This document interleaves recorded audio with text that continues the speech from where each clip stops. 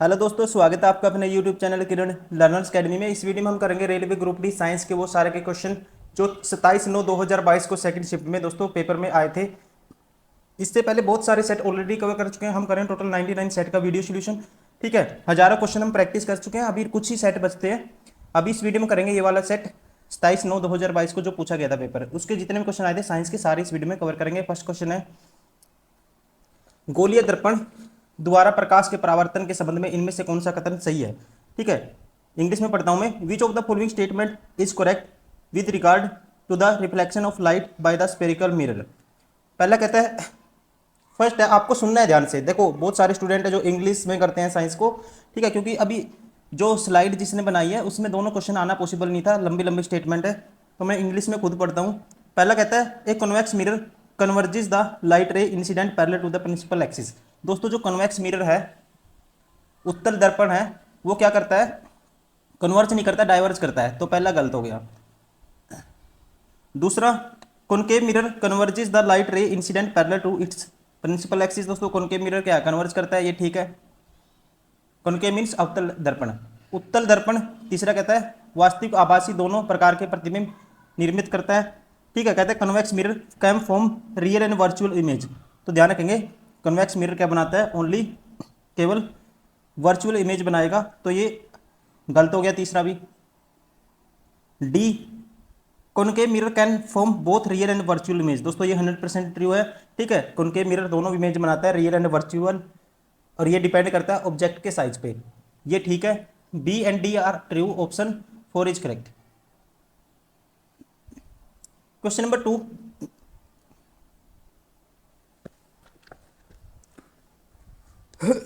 आप खुद से भी ट्राई करिए हर क्वेश्चन को। क्वेश्चन नंबर 2 है, which of the following group represent metal. ठीक है, मेटल को कौन सा ग्रुप रिप्रेजेंट करता है, तो ध्यान रखेंगे इसका राइट आंसर होगा ऑप्शन फर्स्ट, ग्रुप 2।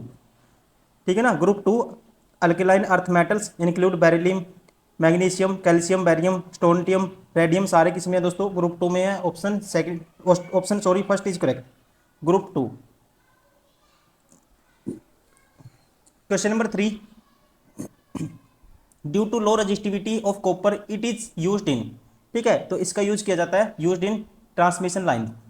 किस में यूज किया जाता है, संचरण लाइनों में। ऑप्शन सेकंड इज करेक्ट, क्योंकि इसकी रजिस्टिविटी क्या है, लो है। Question number 4, refractive index of A flint glass is 1.56, then the critical angle IC for glass air interface can be also be expressed as sin IC is equal to। तो sin IC होगा air और glass interface के लिए। ठीक है, जो air का जो रिफ्रैक्टिव इंडेक्स है दोस्तों वो 1 मान के चलते हैं, और इसका 1.56, तो ये किसके बराबर होगा, ये आएगा लगभग 0.641 के आसपास। Option first is correct. Question number 5, the general formula CnH2n-2 represent. ठीक है, तो ये रिप्रेजेंट करता है ऑप्शन 4 अल्कलाइन को। किसका होता है, अल्कलाइन का जनरल फॉर्मूला होता है दोस्तों ये। ठीक है, option 4 is correct.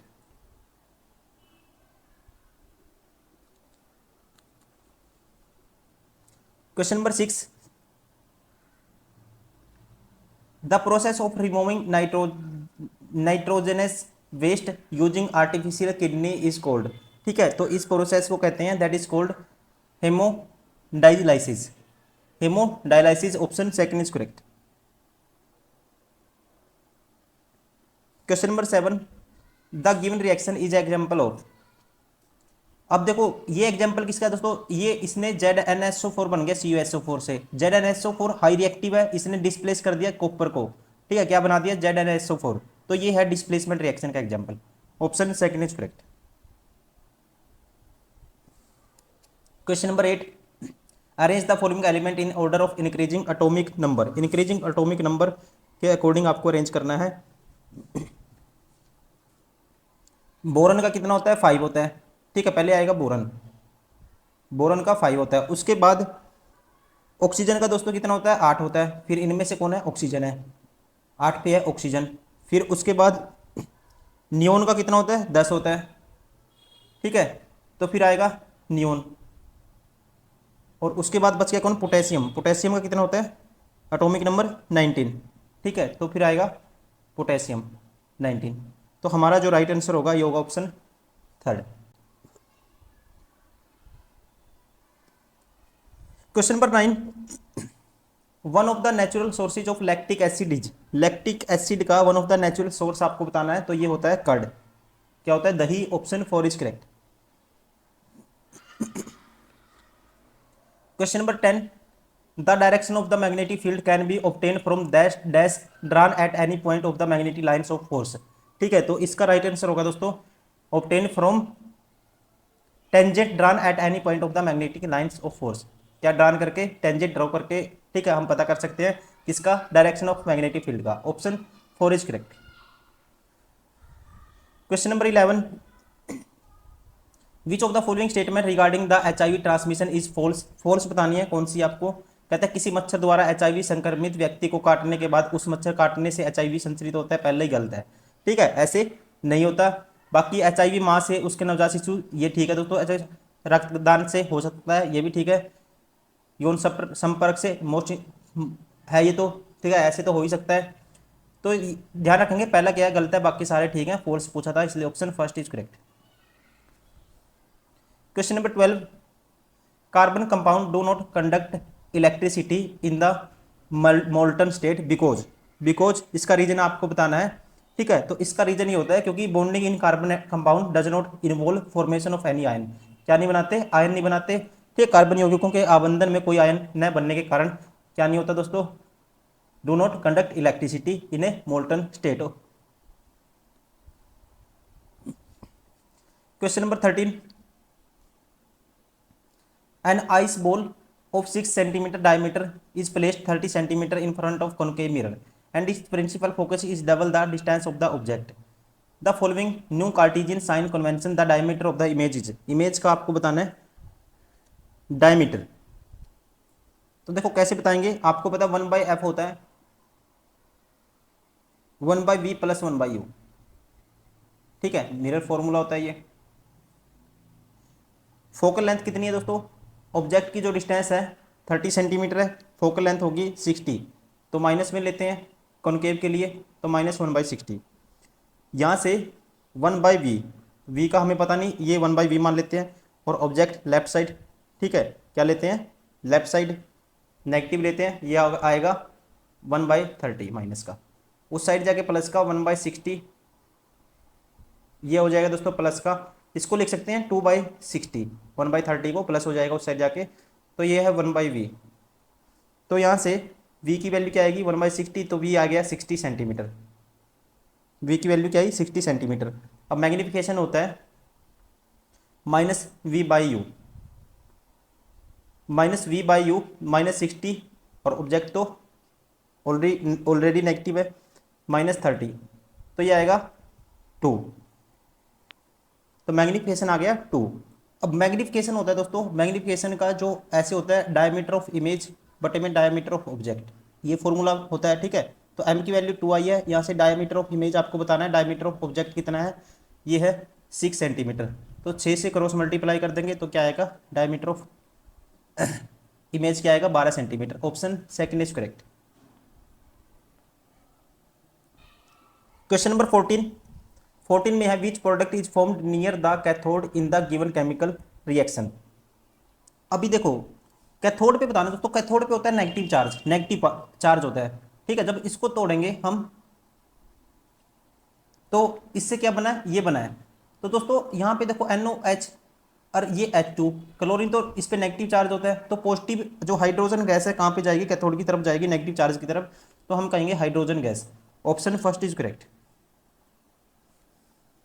Question number 15, energy flow through the various trophic level in the ecosystem is, ठीक है। कहता है पारिस्थितिक तंत्र में विभिन्न पोषी सतहों के माध्यम से ऊर्जा प्रवाह डैश होता है, तो इसका जो राइट आंसर होगा ये होगा, ये होता है दोस्तों reduced with each higher trophic level. क्या होगा? प्रत्येक उच्च पोषी सतह के साथ कम हो जाता है।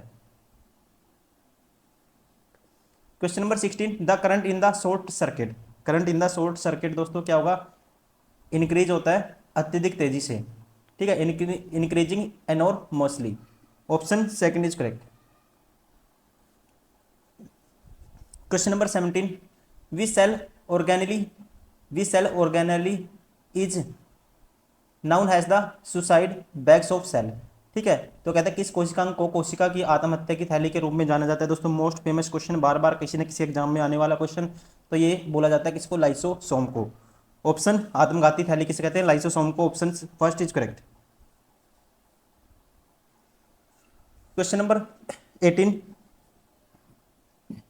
Resistance is represented by, resistance is represented by, resistance को कैसे रिप्रेजेंट करते हैं, वर्क डन, टाइम, ऐसे रिलेशन दिया हुआ है, वर्क डन, चार्ज, इनके बीच में। तो दोस्तों आपको पता है V equal to I R होता है, आर की वैल्यू क्या होगी, V बाई आई होगी, ऐसे होगा। और वर्क डन किसके बराबर होता है, V इंटू क्यू के बराबर होता है। V पोटेंशियल डिफरेंस है, यहाँ पे Q चार्ज है। ठीक है, तो यहाँ से R की वैल्यू किसके बराबर होगी, R लिख सकते हैं, V की वैल्यू, सॉरी इसकी वैल्यू हम निकाल लेंगे। ठीक है, W बाय क्यू, V की वैल्यू W बाय क्यू होगी, और I क्या है, बीच में है ही है नीचे, तो हम कह सकते हैं वर्क डन ऊपर है, इंटू में charge into current, work done charge बटे में क्या है, charge into current. Option first is correct. Question number 19, the full form of ATP is, ATP क्या है दोस्तों, एटीपी की जो फुल फॉर्म होती है ये होती है एडेनोसाइन ट्राइफॉस्फेट। ठीक है, ये क्या है, एनर्जी स्टोर्ड की यूनिट है, और इसकी जो फुल फॉर्म होती है ये है adenosine triphosphate. Option third is correct.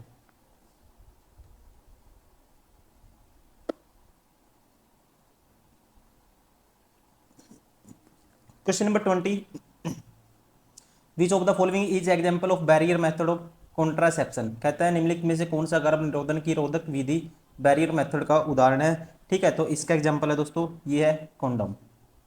ठीक है, option third is correct. Question number 21, the resistance of wire L, radius R and resistivity rho. ठीक है, तो आपको बताना है, क्या बताना है, रेजिस्टेंस। तो रेजिस्टेंस होता है दोस्तों, रेजिस्टेंस एक फॉर्मूला याद होना चाहिए आपको, आर होता है, इस पर मैंने बहुत न्यूमेरिकल कराए हैं आपको, रो एल बाई ए, ये क्या है, एरिया। ठीक है, तो वायर का एरिया क्या होता है, यहाँ पे एरिया लिखेंगे हम पाई आर स्क्वायर, रेडियस अगर आर है तो rho L pi r square. कौन सा ऑप्शन हो गया, ऑप्शन फोर इज करेक्ट। दोस्तों ये सारे के सारे वो क्वेश्चन थे साइंस के जो इस पेपर में पूछे गए थे 27/9/2022 को सेकंड शिफ्ट में। जितने भी क्वेश्चन आए थे सारे इस वीडियो में कवर किए हैं। Thank you for watching this video. लगातार आप देखते रहिए, प्रैक्टिस करते रहिए। अब तो आपकी एग्जाम डेट भी आने वाली है, जुलाई में एग्जाम होगा, एनटीपीसी का आ गया एग्जाम डेट, तो आपका भी जल्दी आ ही जाएगा। ठीक है, तो चलिए इस वीडियो में इतना ही, फिर नेक्स्ट वीडियो में करेंगे next set. Thank you, bye bye. ऐसे करते करते 2 4 5 सेट बचते हैं, तो टोटल 99 सेट, हजारों क्वेश्चन आपके पास होंगे प्रैक्टिस करने के लिए। ठीक है, हमारा करवाने का तरीका नहीं है कि थोड़ा बहुत करवाया, जैसे अभी बहुत सारे यूट्यूबर अभी जागे हैं 10 दिन में ये करवा देंगे वो करवा देंगे, कुछ नहीं। हम लंबे टाइम से ये लगातार वीडियो आपके लिए लाते रहे हैं, आए हैं 6-7 महीनों से लगातार। देखोगे आप कितनी साइंस की वीडियो मिल जाएंगी, रीजनिंग का इतना सारा कंटेंट मिल जाएगा आपको।